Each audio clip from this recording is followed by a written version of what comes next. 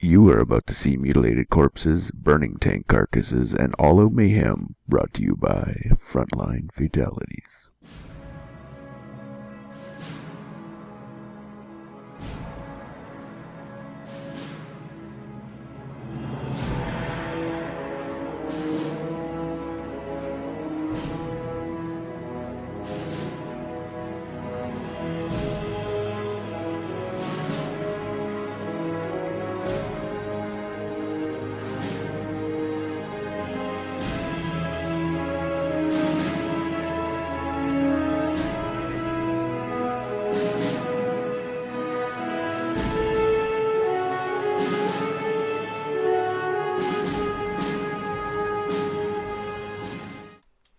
Sup, COH fans, and welcome to episode 37 of Frontline Fatalities, brought to you by the Frontline Network, presented by me, FatalSaint, and Tommy. What's up, Tommy? What's up, FatalSaint? We have a replay today for you folks, which we dragged out of the dungeons of GR forums, a game that I don't think anyone will have actually seen thus far, but we managed to lay our hands on it in the mentoring forums of all places. Yeah, we found it in some random thread on GR forums in the mentoring forum part of it. So it's not been posted in the normal replay section, which is, 99% of people will watch replays when they're posted there, I think. Yeah, this we actually got. This is actually a game posted by Purlictor, senior referee over on Game Replays, and a very good player in his own right, although he's never had a chance to prove how good he is, because being a ref, he's never actually played in any of these 1v1 tournaments of late. So today, he is going to be testing his mettle against Aljaz, playing as the US, with Aljaz playing as the Wehrmacht, on reverse positions on Longra. Oh yeah, it's going to be interesting with a little bit of a reverse positioning, starting positions for the two factions here. So you ready to go, Tommy? I'm ready. Pause in 3, 2, 1, unpause. 6, 7, 8, 9, and 10. And I will be following the Wehrmacht player Aljaz from the north of Longra, while Purlictor is playing under us. I guess it's a Smurf. Why you know patch game? It's a fairly known Smurf. He's taken it to level 16 and stuff like that. So it's I think we're in for something good. I mean, as I said, Purlictor, I mean, I've played against him, and he, occasionally he just comes along and he rapes some like player that everyone thinks is really good and posts it. It's just like, yeah, it's just standard shit for me. It's Look at me! All a day's work. So yeah, no, I think we're gonna be in for some fun stuff today. I am particularly interested though in seeing what Aljaz does from reverse positions here, because this is a position that lots of Air players find themselves in Automatch. Automatch decidedly less active now than it was about a year ago, but all the same, for when you do come into an Automatch game, playing from the north as Ver can be a little bit disconcerting if you're so used to the south. Yeah, it can be a little bit tricky. You still have the green cover if you want to go for a strong mid game by camping the middle at the green haystack. You still have the green cover there. We actually discussed now before we started recording about maps and green cover, and there's not that much green cover on this map. You have 2 hay bales in the south and 2 hay bales in the centers, pretty much, for green cover in the center of the map. On the left-hand side, there are a few boards and planks and stuff, which also offers green cover. But apart from that, it's fences and bushes and yellow cover abound, basically. Pretty much, yeah. And those haystacks certainly aren't very permanent. They do tend to go down pretty quickly to a good old-fashioned flamethrower. Although I do remember in the previous patch 2.601 and before, near the north of Longra, where there are now fences, there used to be green cover, so you could do a proper base pin from green cover, and it was just savage. It was just like ridiculous, because an MG there would need a sniper or a Mora to get him out. You just couldn't hurt it. Yeah, it's a little bit too much when there's screen cover so close to your base and stuff. The base pin is just inevitable. If or when it happens, as you said, if you don't have a support weapon like a sniper or a mortar, you're just not gonna get them out of there. Not without taking like tremendous casualties and lose the game that way anyway. So Yeah, exactly. So it's pretty bad. 2 rifles closing in on the first wall squad out from Aljaz. He went Volk and is building an MG out third from his Wehrmacht quarters. The pirates are trying to get the decap and probably gonna book it back to base once they get it. There it is. But the rifles can quite easily just recap it, and just go nab the cutoff on the left-hand side. So Aljaz doing pretty good. He's being fairly aggressive, and as usual, he also split up his 2 Volks. They were coming to the center to help out his second Volk squad, but you know, he just realized that they're gonna be there too late, so he actually switched over to the left-hand side of the map instead to go back up his Pyos, and he's now planning his first mine at that strong building on the left-hand side in the choke between the fences there. For a double Volk opening, which is normally a fairly passive build, Aljaz playing extremely aggressive with the capping. You know, he took that cutoff all the way down, neglected to cap his own nearby fuel, essentially basically not taking any fuel besides a +5 next to his base. So obviously it's all about the munitions for him here, going straight down to that +16 in the south. He must have a game plan with this. You know, he's probably gonna just focus on capping slowly, maybe going for the safe option of just going tier 2, which doesn't require a tremendous amount of fuel, but you know, I'll be surprised if he goes for a very quick Puma or something like that, because as you said, he's had neither of the 2 high fuels on the map here. But we have an engagement outside of the base, and at the same time an engagement with Volks on the left-hand side of the map. They're gonna go for the strong building. Probably a slight bait, and you know, just for the protection bonuses of garrisoning a building. MG stolen outside of the base now. What? What? It was decrewed a little while ago, but Aljaz didn't want to recrew it in case he lost his Volk squad while recrewing. But actually, a very early whoa, no, critted as he runs away. But all the same, that's still an MG loss for Aljaz, and that's going to cost him a little bit when it seems that he does, as you say, I think he does definitely have a game plan here in mind, a predetermined game plan. Yeah, but, something munition that's heavy. Going to set him back a bit. Something munition heavy must be at hand. I'm not exactly sure where he'll go. Maybe he's gonna go for, you know, storms and use the munitions to get the AT required if he needs it, or you know, go for storms with MP44s, or you know, use them like we discussed in the last game, just use them as a bundle platform instead. You know, I'm expecting Blitz a little bit with this, you know, munition build, but you know, at the same time, you could go for the Farland spam. He could definitely do that. I mean, it works very well on this map because there is just so much munitions, and for the Fatherland is a good way to spend them. It looks like these Volks are going to try and get the decap hit on the fuel. He seems to be going primarily for munitions for himself and for fuel denial from his opponent. Really seems to be going for that whole thing. You know, he stuck around with the pyres on the right as well, right at the beginning, to cut off early fuel supply. So I don't know what exactly he has in mind, but he definitely has something in mind. Yeah, he's thinking something. But yeah, there's a trick, but we don't know what it is. No, I have no clue what he's doing. Not yet, anyway. It's not. Eventually, we'll see what doctrine he chooses and see if, you know, he had a game plan straight off the bat, going for a very heavy munitions build instead of going for the fuel, which is kind of, you know, regular with this map, isn't it? You at least you have to have the one fuel. You know, you don't want to be out-teched by your opponent. Lots of mines going down with these munitions, however. Though maybe that's one of the things he wants it for. Maybe. I mean, mine spam is always useful, and there goes the first one there. There's another one right in front of that rifle squad. It can be very nasty. We have a very nice rifle flank, actually, on this MG, getting focus fired down as he retreats. Another casualty taken, but he does actually manage to get just back inside that was a base. sliver of health. Aljaz taking a lot of casualties so early. I gotta say, Purlictor doing a great job with these rifles, spreading them out, never really getting more than one squad suppressed for more than a couple of seconds even. And just doing a great job, not necessarily in terms of map control, but in terms of kills. Aljaz really seems to be going for almost overextending, and he is paying for it.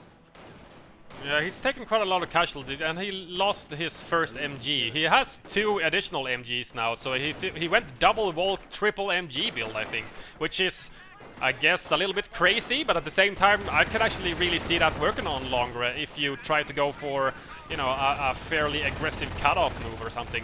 Tier 2 is coming up in Aljaz base, so he is playing this safe. He hasn't seen any tech from the Americans. No grenades has been thrown.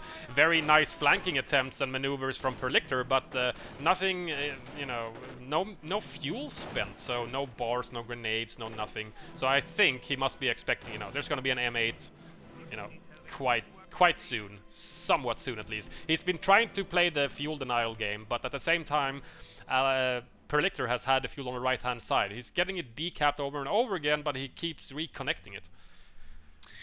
We actually do have the supplier coming up, although we have a triage being built at the same time. So slightly strange tech choice here, because it's not going to be a particularly fast M8 with the triage there as well, but he does need it. Got a lot of low health rifles there, which could really do with a bit of healing up, as well as those engineers there looking quite low. One of them now upgrading to a minesweeper, always good to see after only hitting a single mine. You don't want to go losing too much manpower to those mines, but at the same time, we just saw this huge mass US retreat, something that you never want to do as US is a huge, everything retreats at once kind of retreat, because as you can see, Aljaz now capping the entire map very quickly, leaving Purlictor with no munitions income. You really do have to try and leave at least some units out in the field, because a good Ver will make you pay for it. Yeah, especially as, if we had the third MG as well, it would have been even more of a problem. Right now, it's already a problem for Purlictor to leave his base, in force now, since he retreated every single unit back to base to heal up at the triage, and after the failed attacking attempt.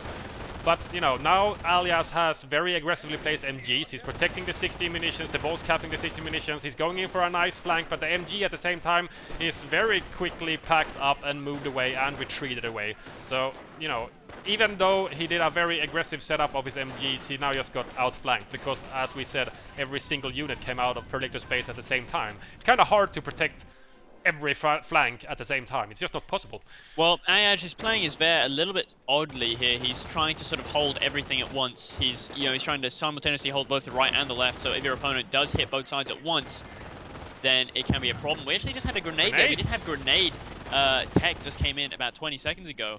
Kind of late grenades, after the supply yard and the triage. So a little bit of a strange choice. I probably would have preferred bars in this instance, maybe. I mean, even with the 3 MGs, as Aljaz is playing such a unconventional there. We do have a slight flank coming in from these Minesweepers, but they just cannot do damage to this MG, which has actually got a med kit going as well. Oh yeah, I see that. He's actually healing right now. And the 2 support gummers on the MG, they have MP40s. They're pretty decent against engineers. They'll even if you get a perfect flank with an engineer squad, if it's just slightly damaged, the MP40 gunners are gonna kill your engineers before you kill them. Yeah, definitely. Camcraft center up in Aljaz base. Sneaky decap actually from the middle point and the point just outside Aljaz's base, which cut him off from all his resources, or almost all of them momentarily, but that is fairly quickly retaken, and once again, Purlictor is going to fairly shortly find himself with most of his units back in his base. However, he does get quite a nice flank off here. MD does pack up, but the grenade goes in as well. Doesn't quite get it. Retreat modifiers didn't quite save him there. Annihilated the squad, but now he's about to run into a minefield if he tries to expand too aggressively here. Lots of nice mines placed by Aljaz. I'm interested to see what he does teching-wise. He's got a single Gren out now, Vet 1. Is he going straight to Vet 2? Nothing queued up yet. He's waiting for the manpower to either build an additional unit or maybe build more veterans. Yeah, instant Vet 2. Okay, this is something that is more common this patch, at least, that I've noticed, to go for that straight Vet 2 after the single Gren, and it does have this really great effect, because your opponent goes from fighting just regular tier 1 units to suddenly he's facing Vet 2 Grens, and even if those rifles had bars right now, bars and grenades even, they're still not going to be a patch on a Vet 2 Grenadier. Yeah, he's gonna have to fight really hard to kill the Vet 2 engineers, especially without bars. Even with bars, it would be a tough fight, but without bars, he's quite easily outgunned. He went for a grenade on the Volks, but they retreated after losing quite a lot of health. They were down to 4 men, but a lot of health decrease on them. But now he's doing good. He's moving out in force and basically forcing Aljaz to backpedal away or retreat completely off the map. Right there. He's standing right in front of it! Oh no, that was a nasty mine. Loads of health gone there. These Grens, they've actually got a medkit pop, these Grens as well. Lots of medkit usage from Aljaz. He's focus firing down that 2-man squad from the windows. Just needs to jump out of the building, but he doesn't quite see it. 2 grenades go in. He dodges one, dodges both somehow. Wow! Double dodge. He took a little bit of health damage from one of the grenades, but very minor considering it was 2 grenades thrown, not just the one. Sometimes you take a little bit of health damage if the grenade is placed in a window close to the door when you exit the building, but this was 2 grenades and he managed to dodge them both quite decently, I must say. He took very little damage. Another grenade now at the door, yeah, but Aljaz not falling for it. No, he didn't fall for it. He didn't take it, and actually that Gren got a shit ton of kills right there. Yeah, 6 kills. Wow. Having just hit the field. Loads of damage gone. And yeah, that's the power of that Vet 2 Gren. If it was Vet 1, he might have lost a whole squad from one of those 2 grenades. But that said, grenade damage shouldn't be affected by Vet 2, but maybe it's the placebo effect. But I always feel that the Vet 2 Grens are more just tougher versus my grenades. Yeah, maybe it is so, I'm not sure. Maybe it's, a hidden a hidden change. You never know. Sometimes these things happen. Pack is out. I think that was the second unit out of tier 2. Yeah, Pack was the second unit. He's just going safe as he's seen, you know, grenades, but they're only, you know, school me a bit. Is it 30 fuel? They are 40 fuel, 40 power and 40 fuel. But actually, I'm liking this use of the sniper here, but Aljaz playing this very intelligently.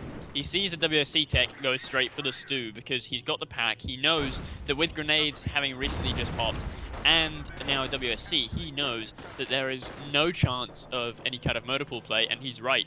You know, with all the great fuel denial that he's done so far, Purlictor's only got 35 fuel in the bank after just purchasing stickies as an emergency counter. Yeah. Now Oh shit! But paratroopers as well. Wow. Paratroopers are unlocked. He does have the munitions to give him some RRs, but it's going to take at least another half minute before he has the manpower to even drop those airborne. And as we both know, paratroopers are notorious for taking just ages to actually upgrade those recoilless rifles. It's almost like building AT guns out of the motor pool, which just take a painful, long ass 60 seconds or, you know, roughly around 1 minute just to purchase an AT gun. It's the same with airborne and RR upgrade. It just takes so long, and you just can't wait for it to actually finish already. The barracks gets taken out. He does see now that stickies have been upgraded. Purlictor still trying to advance out of his base here. He doesn't want to get pinned inside his base with a stew shooting at him. That's game right there. Now actually putting up a nice flank here. He's going to be able to get a sticky off on the stew. It's only going to be a deterrent, but it's going to be enough to probably keep the stew out of his base for at least a few seconds. Probably given the time he needs to upgrade paras, the paras with those recoilless rifles that they so dearly need versus the stew. But I'd imagine that Aljaz can just tech tier 3 and spam the crap out of Pumas now that he's seen RRs, and well, that's virtually all of Purlictor's resources. Just everything has just been spent on these stickies and RRs and paras. Yeah, well, you know, I think that Purlictor was basically forced into this choice. He needed something that he could get, you know, AT on, some form of platform he could get AT on quite rapidly, as the stew was basically sitting in his base shooting his barracks to pieces. So, you know, he was forced into going airborne here, which could really, you know, benefit him if he gets, you know, a very awesome strafe here or there, could be extremely devastating, or if the RR tends to, you know, being able to finish off the blitz units like the stew, for example. It could be very good for him, but at the same time, you know, as you said, if Aljaz now goes for tier 3, RRs are notoriously bad against Pumas due to the, you know, the little dodge bonuses they have against RRs. And actually, we do have a Stone Armory coming up right now in Aljaz's space. So, you know, combined with the Vet 2 Grens, I mean, Purlictor snipers, he's taken 6 shots now. A lot of those are Grens, so he's gotten his Vet 1 pretty quickly. Nice bit of early manpower damage done, and now spreading out to cap a lot of the map here.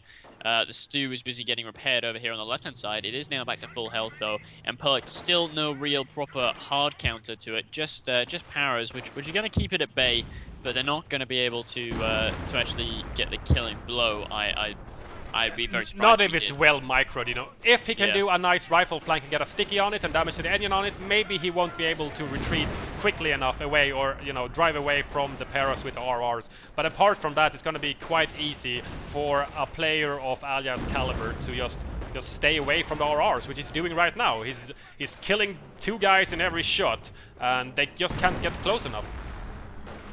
There was another nice bit of rifle usage over here on the left-hand side. 2 Volks get outgunned by 2 rifles with the help of a grenade thrown by that Vet 1 rifle, now with 9 kills.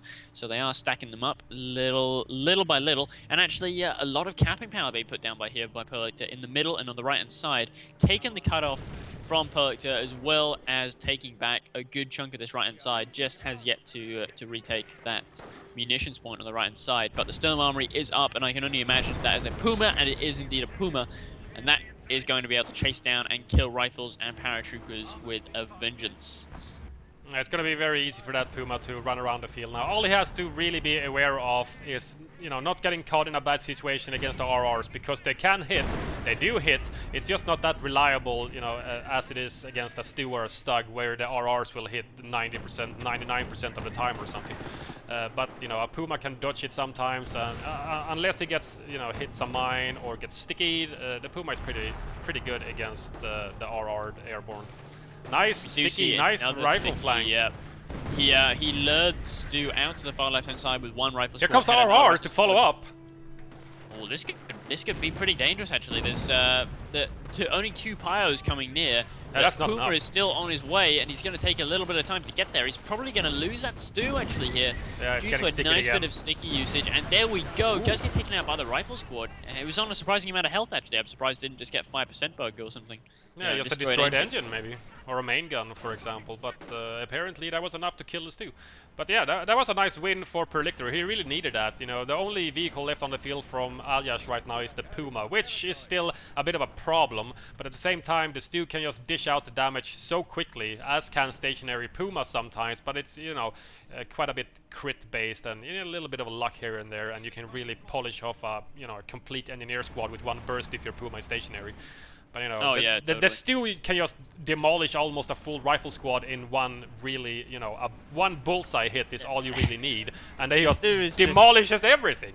It's such a weird weapon. It's like, you know, some of the time how you it's can their own fire, tank, and it just does nothing. You know, it lands on top of a ranger squad and just it's like they never got touched. Sometimes though, it's just like kablooey. Your entire squad is dead in one shell, and it's just like what the hell. How was I supposed to dodge that? Yeah, exactly. It's like there's no rhyme or reason to it. Another sticky going down here on the right-hand side. He is backed up, though, by about 2 Grens, an MG, and Pioneers, though, so it's he's not probably going to be able to follow up on it. We do, however, have a tank depot up in Purlictor space here, and he does have almost the manpower, and he does have the fuel for an M10, which is going to complement his forces very nicely. RRs plus M10s could be a real lethal combination when he's facing Blitz, Stews, and Pumas. Yeah, and all Aljaz actually has still is that pack that he just, you know, he built that due to safety. He didn't want to be rushed by some form of fast M8 player or something. So he does have a little bit of AT, but you know, an M10 can easily outflank one an M10 can easily outflank one pack. That's going to be no problem for him.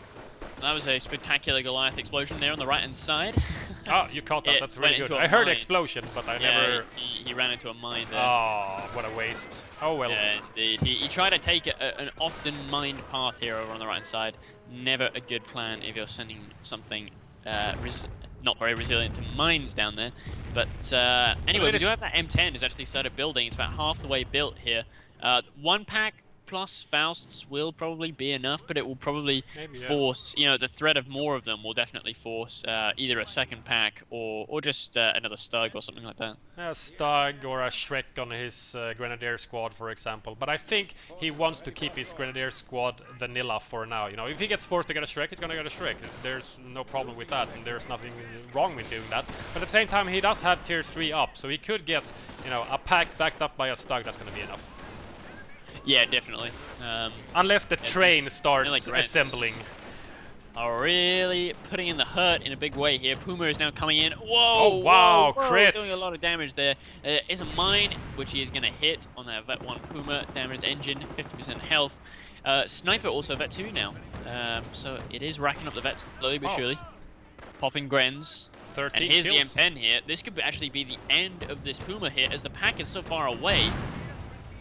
Yeah, I liked how Aljaz, you know, when he was forced off the field, he moved his pack back to base. I sometimes see that on streams, you know, people forget some of their support weapons, especially packs. They think, you know, it's invisible, so I can just leave it there. But when so many units come onto the field at the same time after Purlictor's mass retreat back to base, someone's eventually gonna stumble upon that pack. So it was good from Aljaz to retreat, so to speak, his pack as well as the rest of his units when he was forced to. But yeah, as you said, it was very defensively placed. It's just at the crossroads outside of his base right now. But it did manage to take the M10 down to, you know, barely 5% health. No crit, though. Yeah, that M10 took a lot of firepower there. He actually took 2 Fausts and then the Cloak Panic Shot. I thought he might lose it there, and if he had, that might have been game right there. You know, Stu and Puma and Grens had just rolled in. But I am liking the unit preservation here from... well, from Purlictor's side especially, is he does still have both his initial engineers, all 4 of his rifles, 3 of which are now Vet 1, and the Vet 2 Sniper and the M10. Does he have any supplier upgrades? He does not have any supplied upgrades. Okay. He needs to use all his fuel, because after that great fuel denial so early game, he just hasn't had the fuel to be able to afford upgrades and M10s. Yeah. he went TD and he needed all the fuel to be able to produce some tanks out of the tank depot. So I think that's a fair use of the fuel that he's actually had. You know, if you build a tank depot, at least build something out of it. You just don't, build it and then start using all of your fuel elsewhere on supply yard upgrades, for example. Not saying that supply yard upgrades are bad, they're very, very good, but at the same time, if you put down, how much is a tank depot, 90 fuel or something? 90 fuel, 350 manpower. If you spent that much resources on it, at least build something out of it, Yeah. We do actually have... Oh no, the pack! M10 reverses straight away, so he might be able to get out of there. Oh, the pack misfire! Very I was lucky, there. however. We were talking about getting a Shrek on that Grant, and he does actually now have a Shrek on that Grant after almost losing and yet another Puma. I guess he's been forced to get that. But still a very nice, diverse range of units here from Aljaz. He does have the Nebel as well, going to be keeping down some pretty constant fire wherever these rifle blobs and sniper may appear. These rockets landing pretty damn close to the sniper, setting off Purlictor's mines as well. All over the place, but the sniper is fairly unscathed, a little bit of health damage, but with the triage back in base, he can easily be healed up if he needs be. But at the same time, I think Purlictor is doing good. Aljaz regained a little bit of the map, but not at all like in the beginning of the game. Right now, it's very 50-50, I'd say, don't you think? Yeah, I'd say so. I mean, Purlictor actually has the advantage in terms of map control and in terms of VPs. Has the double cap here, but he's bleeding quite a bit of manpower. I mean, he's been stuck with basically Look at that, his sniper is going to be decloaked by the retreating Paras, and he almost runs into the ally sniper, and he retreats away from the two rifles, but the counter sniper is not there. Where's the counter sniper? He turns around. Oh, he gets him! That was in a nick of time. That was very close. I'd like to think that he timed that to wait until the sniper was running across negative cover, just so he could get that extra 25% chance of hitting, but... Maybe. That was an epic timing if that was the case. If that was the case. If he timed it with the negative cover, that was properly epic. Here comes the two Volks with double Faust again on this poor M10. It's just been taking flak the entire game. It managed to polish off a Puma, but after that it's just been taking flak over and over and over again. I'm just amazed he managed to stay alive this whole time. He's still alive too. Vet 2 rolls in for vehicles, so that's gonna make the Pumas a little bit better for Aljaz here. But, I think, in the beginning of the game it looked very bad for Purlictor. But right now it's pretty much anybody's game, I think. He has the M10 to at least deter the Pumas. Right now, Oh, another sticky goes in on that Puma. It does race down the road though with that nice road negative cover and Vet 2. But the pack, sneaky pack, always there, just waiting for that M10 to get greedy. Waiting to pounce on it like the predator it is. Oh yeah, oh no, oh no, rifles! Oh, that was dodgy. Vet 2 with 19 kills on the sniper now, just plugged away on one of the Vet 1 MGs from Aljaz. Nice Nebel usage. Yeah, I really like the Nebel usage, considering there's no stationary weapons like AT guns to fire on, which is, the natural prey of the Nebel. But I think Aljaz is doing, he's making great use out of the Nebel. Either way, he's been suppressing quite a lot of rifles, and, he's just bombarding areas which just denies Purlictor to go there.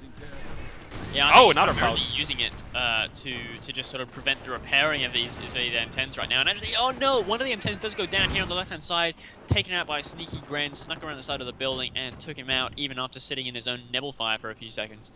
But the other M10 has no pain, lived. no gain. Indeed, no pain, no gain. And he actually went down to one man on that Grand squad, but he did get the M10 kill, so Aljaz going to be pretty pleased with that, I would imagine. Yeah, he needs to get rid of them. If he can get rid of the second M10 as well, there's no reliable AT counter to do those two Pumas, and with Vet 2 they're gonna be devastating against the RRs. They're just not gonna be enough, especially if he pairs them up and uses the double Pumas as, 2 units in a blob, for example. He's gonna just demolish the airborne squad in a few seconds, and they're not gonna be able to kill them, not even closely. Oh, look at that Puma snipe on the back of the head of one of the engineers. But these airborne, look at that. Airborne, still only one infantry kill there.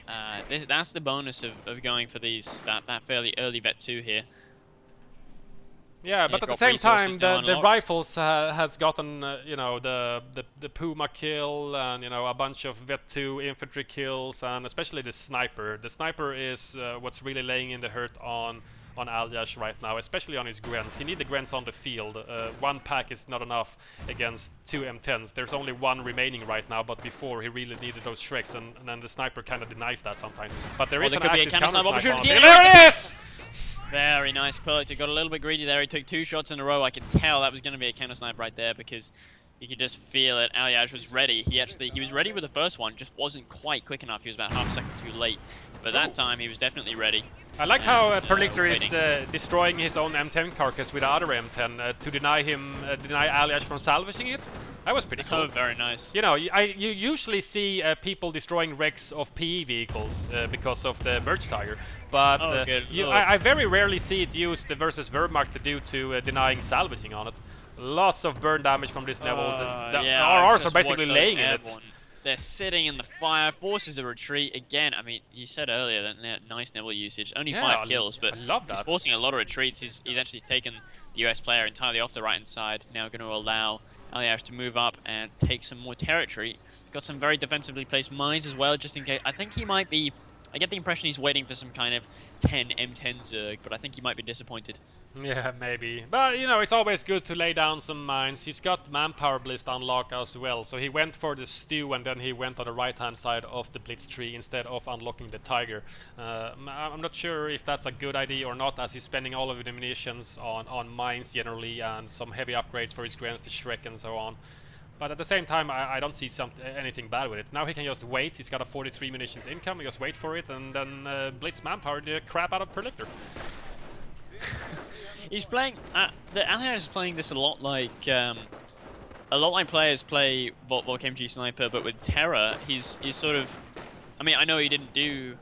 No, what am I talking about? He didn't do a Volk MG Sniper. It's just I have in my mind that he did Volk MG, so my natural thought is to have a sniper after that. But of course, he went something really big, didn't he? Yeah, Volk triple he lost. Yeah, because he lost once. When I actually played the other day against Account Eliminator, the very, very, very few times I actually play Competitive Heroes, I usually do it against somebody. I think I've played you once or twice, and then we played a bit of Modern Combat, and now I played a little bit against Account Eliminator over on Reddit. And I tend to do something similar to Aljaz actually, but with 3 Volks and 2 MGs instead. I'm pretty crappy with snipers, and unless Account Eliminator goes for WSC, I don't really need it. So you know, it's good to plug away on the manpower kills on the rifles, but you know, I can do pretty good with 3 Volks and 2 MGs. Well, 3 Volks and 2 MGs is like strong. Sort of, if you want, yeah, it's very strong. But it's pricey. His fast M8 is what really screws me over sometimes. It's the fast M8 because I barely have the pack on the field after that heavy tier 1 when the M8 rolls onto the field, and you know, I have to lay down some defensively placed mines if he rushes my base, which he did yesterday, but it didn't work because I had a mine there, which is pretty cool. But yeah, I'm liking Aljaz's play here. Axis Sniper is revealing himself at just right next to the second sniper out from Purlictor now. Let's see, he's just gonna bait him, I think. He's just gonna wait. He's just laying there. Yep. Oh, wow. Very nice from Aljaz. He takes 1 shot with the sniper. He doesn't plug away after that. He bombards the suppressed troop with a Nebel instead. Oh, there's a recon. There's a recon. Forces the sniper down. Oh! And he gets sniped while running. So both sides trading sniper kills. I think Aljaz, even though he might be pissed off with that, he's probably at least breathing a sigh of relief that he killed the first one. But yeah, that really denied the vet. He's not gonna have to face a vet 3 sniper anytime soon. Exactly, yeah. But still, that's got to be infuriating. To be running away from a recon and while moving, get sniped. It's just like, you know, he did everything right there. There was nothing he did wrong. That was just, you know, the dice roll. Yeah, there was nothing he could really do. You know, either he would have been discovered by the recon run, or he gets discovered when he decloaks and runs away from the recon run. Either way, you're gonna get decloaked, and yeah, that's never nice good. Sticky here, and then the M10 comes along to pounce. He smells blood, the pack is moving over. I really like that in high-level play. You see sometimes in low-level or mid-level play, people throw stickies and then retreat all their squads. You know, nothing to follow up with. I think we discussed this in a previous episode as well. You know, Purlictor is really following up on all the stickies. He chased the stew with, you know, another rifleman squad to stick it again, and the RRs came in on the flank at the same time. You know, he's always following up. And now an AT gun, an airborne AT gun on the field. That's going to be really good against the vehicles from Aljaz. You looking at the engagement on the right-hand side there? It does go for it. I am now. Okay. I saw something was going on there on my minimap. I think that the sniper is going to work. Wow, and another mine goes off on the left-hand side from the Nebel Barrage. But the Stug actually does go down. Very nicely placed pack, however. He's going to deny this M10 if he can block it, maybe. He's not going to go for a block. He's going to run away from it instead. Oh, another mine goes off. The airborne AT gun runs into the mine. Takes a bit of health damage and gun damage, but no casualties. And the AT gun actually misses the Puma when he's doing a little twirl on the road. Oh, Blitznades popped on the airborne squad, forces an instant retreat there after getting stunned. Oh, there's two rifles running in to the two Pumas and actually goes down in the center. Sorry for interrupting you, Tommy, but that was not good.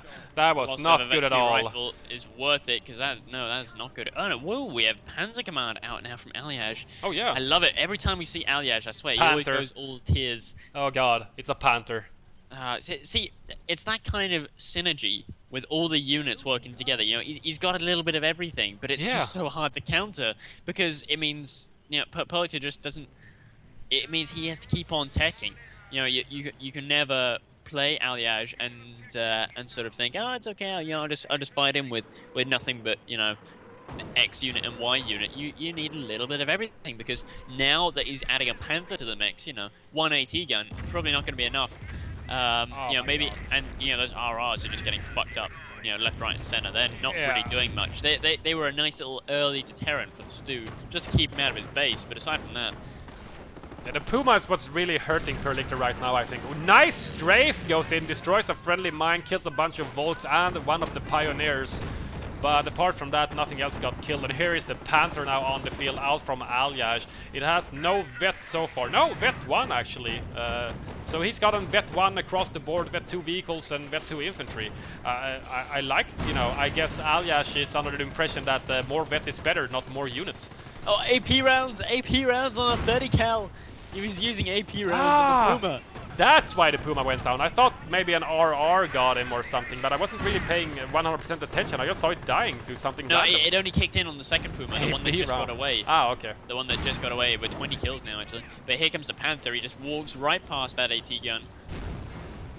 RR's hitting some nice rear damage on it as well. I'm not sure if he was. What you're doing. He was trying to block it with the M10, I think, but the Panther just went forward and now polishes off the M10 as well. He's gonna try to run away with it, but it's very damaged.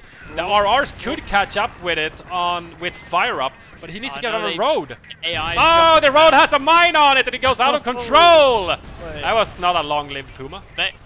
Two engineers! Oh god. Too bad I don't have a flamer. That is too bad. Oh wow, so that was a short-lived Panther, and that's a pretty hefty investment, to say the least. I wonder what he's going to go for next. Whether I mean, I'm kind of thinking maybe some KCH. Vet 2 KCH could be quite nice at this point. Clear the AT guns, not vulnerable to the sniper. Purlictor has only a single flamer squad, and you know KCH are great against airborne RRs. So. Oh yeah, they're very good against elite armor units like Rangers, especially if they don't have SMGs. The Rangers are just fodder to KCH. But whoa! The Nebel just got bombing run. Oh, it got bombing around. Oh, yeah, okay. It didn't actually get cleared. It's with that weird bombing run bug. The Nebel's still stuck with 5% so that's he's actually gonna probably regret that 250 munitions. But luckily, being an airborne player, munitions is not generally a problem. Aljaz just manpower blitzed a Stu onto the field, and you were completely 100% correct about him going for KCH now at this point. They just popped out of the Panzer Command, so he got a Stu and KCH. That's plenty of anti-infantry capabilities there, and he's going to be able to push and push and push Purlictor off the middle of the field here. But he's fairly strong. He's trying to repair his AT gun. It was extremely damaged from mines and Nebel barrages. But, you know, the sniper's not gonna kill any KCH. I'm not liking this KCH usage, though. He's alone. He needs help. I mean, people do this with their KCH, and I don't really understand it. He will clear the AT gun. I don't know if he makes now a nice attack, but there is a rifle there to reman it. But he does follow up with the Nebel, which does force a full retreat. I'm loving the Nebel usage. Yeah, he must be saving it for you know when it's just right to use those really painful moments for Purlictor, really. Yeah, And now it's even more effective now that the AT gun is hit. But wow, I didn't even notice. Purlictor's second sniper now, Vet 2, so probably going to have to see a counter sniper from Aljaz sooner rather than later. But maybe he's just going to rely on KCH as a counter to them now. It certainly wouldn't be the worst idea I've ever heard. But he does need to make sure that he doesn't just send them running in and getting killed like that, because he is going to give up a heck of a lot of veterancy.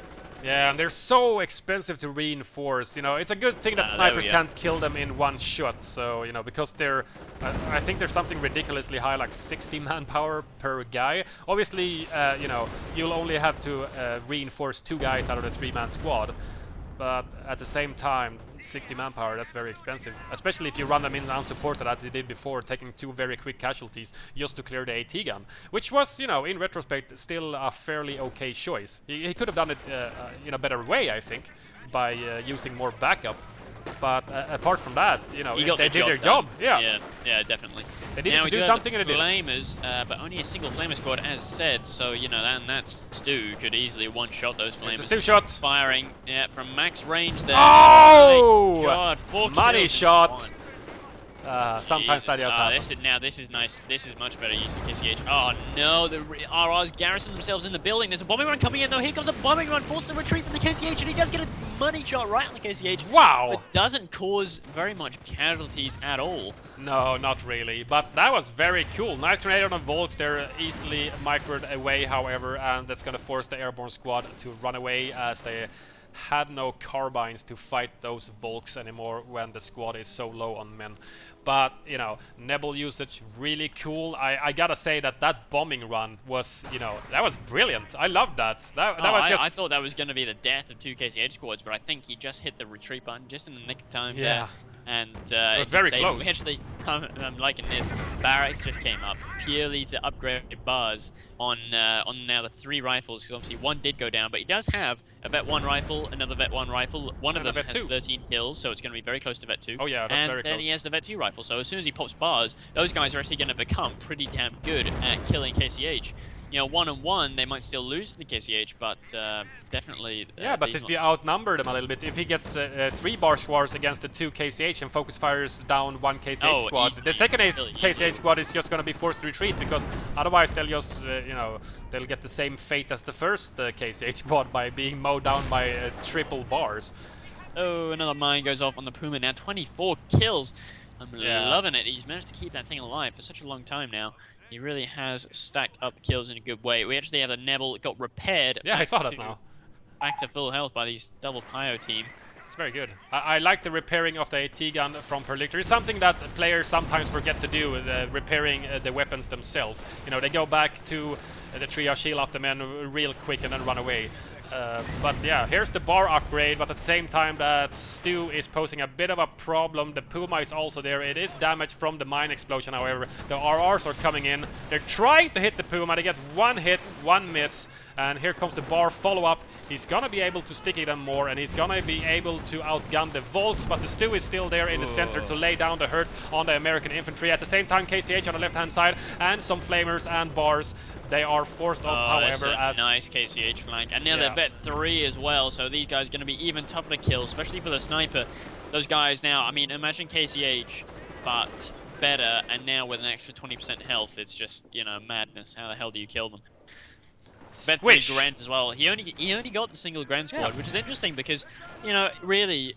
Generally speaking, except in very specialist circumstances, like if you're facing massive sniper spam, Grenadiers tend to be a heck of a lot more cost efficient for the price rather than KCH holders, or KFC holders as they were lovingly referred to in the Magpies game. But I don't know, they're a lot of fun to use.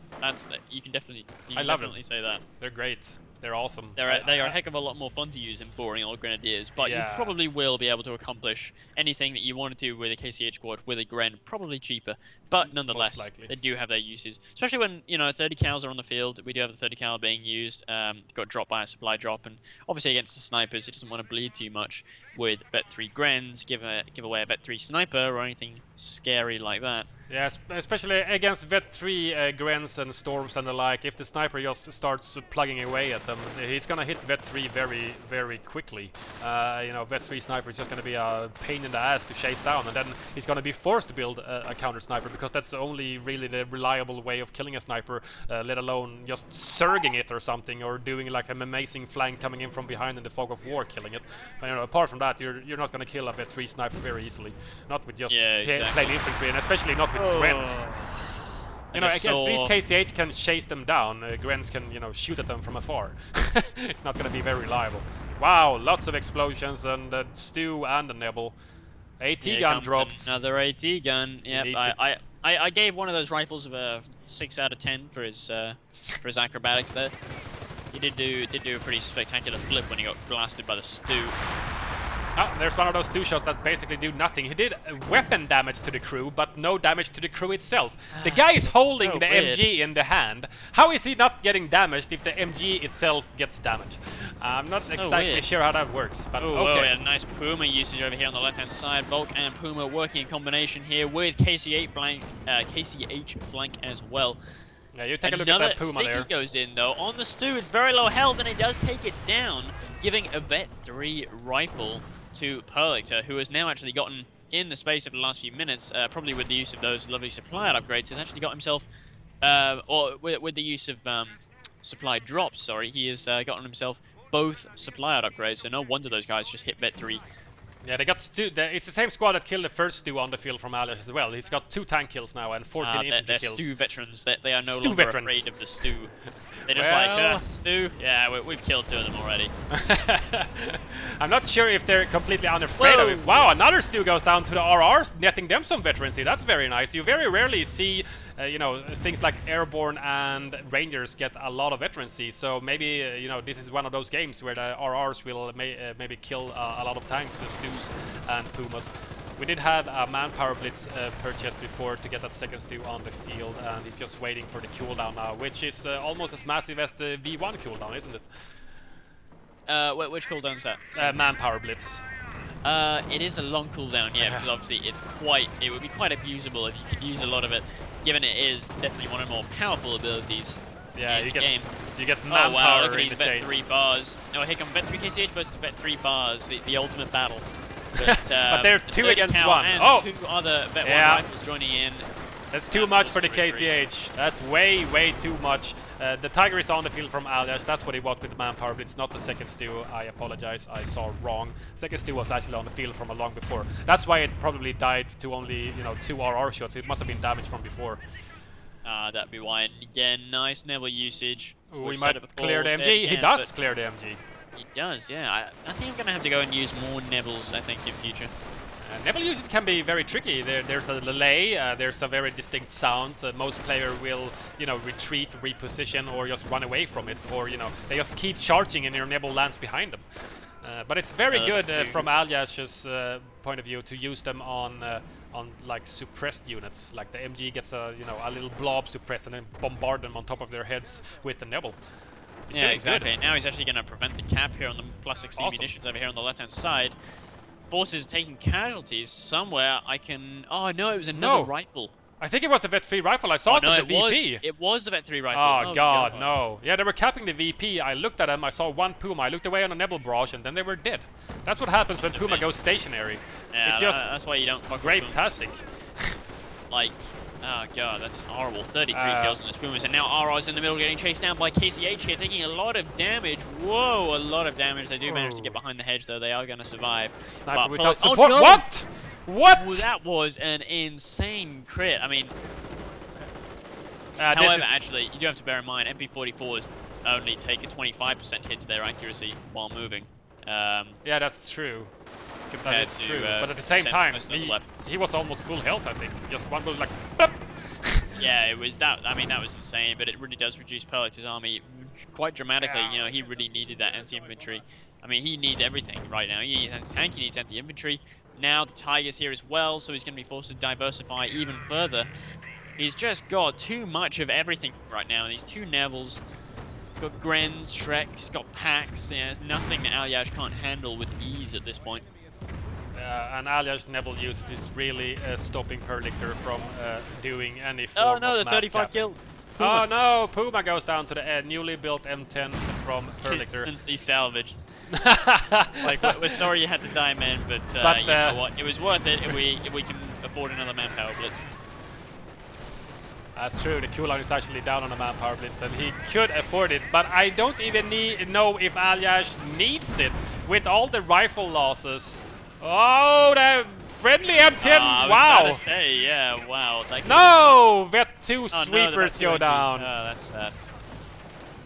But he's having trouble fighting Vet 3 infantry right now without the Vet 3 rifles. The Vet 2 rifles are okay, but there are no Vet 3, and he's actually gonna lose the squad on left-hand side if he doesn't retreat. He does retreat. Let's see if he gets headshotted on his way back to base. He's gonna be okay. He's gonna just about live, but the situation is dire VP-wise. Only 8 VPs left for Purlictor, and still 270 to drain. Aljaz calls a GG there. He realizes Purlictor's not gonna be able to get to that.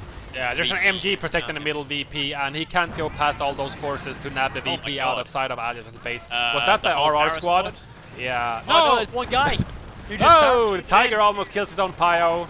But here comes the KCH. Flamers explode, and I'm not even sure if the flame damage killed the RRs or the KCH. Oh boy, and there we go. Playback over with the AT gun getting chased down as well. That was a very interesting game. I especially basically always love to see Aljaz plays. It's different. He doesn't, you know, there's no real spam involved. He gets a little bit of everything. He gets all tiers. He has great usage of units which sometimes are used for other things, like the Nebels, which 8 out of 10 times you only see them used against stationary objects like AT guns, for example, because it's just a natural prey of the Nebel Werfer. But I think that Aljaz really uses them to other strong points they have, denying capping, denying flanking, flushing, forces off the field when they're, slightly suppressed by an MG or the like, or he's just using them as great fire support instead of just the killer of AT gun crews and MGs. Yeah, totally, and no, it was good to see. I mean, and of course, we all remember when Aljaz faced Symbiosis on Ruins of Ruin. I mean, he introduced us to the power of Blitznades versus M8s. Oh god! I knew you were gonna take that up one time during this cast if you saw Blitznades, and when you said that you saw Blitznade on the right-hand side, I was like, nah, he's gonna mention the M8 kill that he got against Symbiosis now, but you didn't. But now you did. God damn it, Tommy! I knew that Blitznades preference. It's gonna be like ever standing or everlasting on TFN.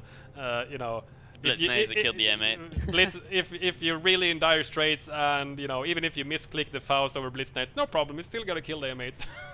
Hey, Blitznades are fucking homing. It's great. Yeah, it's great. It's National awesome. Counter. But then again, so are Fausts. They're so homing that we don't tell them that. I guess not. I remember when you can actually snipe infantry with Fausts. That was awesome. I saw someone snipe a sniper with a Faust. Why get a sniper when you can just Faust them on retreat? Oh god, that was funny. But a great play from both players. Purlictor really did a good comeback against a shaky early game, which was it was so-so. But after that he really regained, especially a lot of territory. Aljaz had a hard time after a while, losing his first stew and losing a lot of territories, and it was quite pushed back. It was almost a pin outside of his base. There were no MGs, but there were rifles and RRs guarding the entrance to Aljaz's base. But yeah, totally. Aljaz just came back with a great unit diversification. He just has so many different units. It's cool to watch. It's really a great player. No wonder he was level 20 freaking everything. Yeah.